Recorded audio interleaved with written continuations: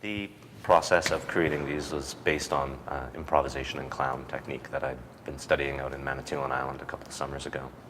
And initially I was going to be teaching a workshop in sort of mask development, and on the first day I had one student show up.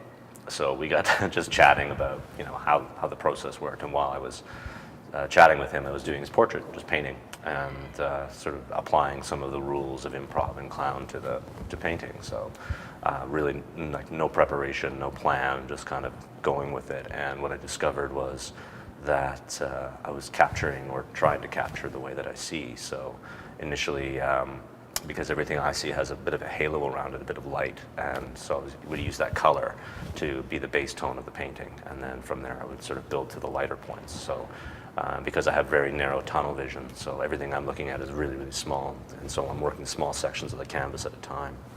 And that's really like kind of the format that I use when I'm painting. And then beyond that, it's influenced by the light in the room, the color that the person is wearing, and over the course of a 2 or 3 hour session with somebody, the light will change, and so that'll influence the color changes in the canvas.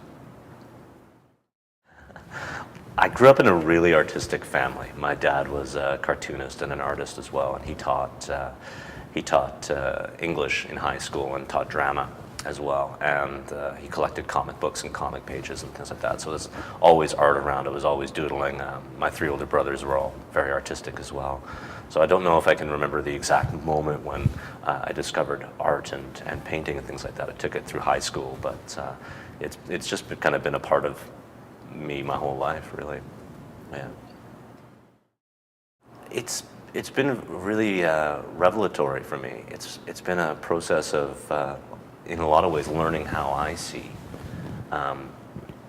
because I have enough vision that I can kind of fake being sighted. I kind of lived in a really kind of gray, nebulous world my whole life.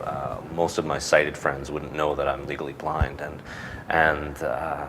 so doing this and actually trying to capture how I see, I'm really actually learning a lot about how I see, and that's just been really, really interesting. It's been a process of accepting my own limitations, but also kind of celebrating them as well. Initially, I had wanted to do a portrait of my dad when he was sick. He was diagnosed with cancer in 2002, and we knew we had probably about a year left with him. And the only reason that I have any vision at all is because when I was diagnosed with retinoblastoma, just over a year old, it was my dad who kind of stepped in and said, is there any way we can save some of his eyesight? They were going to remove both of my eyes.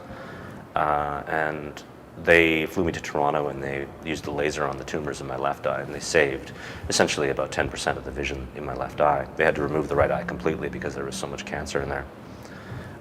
So when we found out that we were going to lose my dad, I had this very long conversation with him, probably continuing over about 6 months, but kind of to distill it down, he talked about the process of grieving. He said, you're going to be grieving what you've lost, but maybe there's a way to celebrate what's left, celebrate the family that's here and celebrate the times that you have. And kind of taking that to heart, I was like, well, maybe I need to stop thinking about the vision that I don't have and actually celebrate the vision that I do. And in painting these portraits and sitting with people and talking about limitations and the pros and cons of them, I've actually learned to see how I see, probably for the first time in my life. I'm really, really grateful to the people who have supported this project, and to the people who sat for portraits and have lended their time and their insight. And yeah, that's just been so valuable to me, and it's been a great way to connect with my own community and a larger community in the arts as well. So I'm really grateful for that.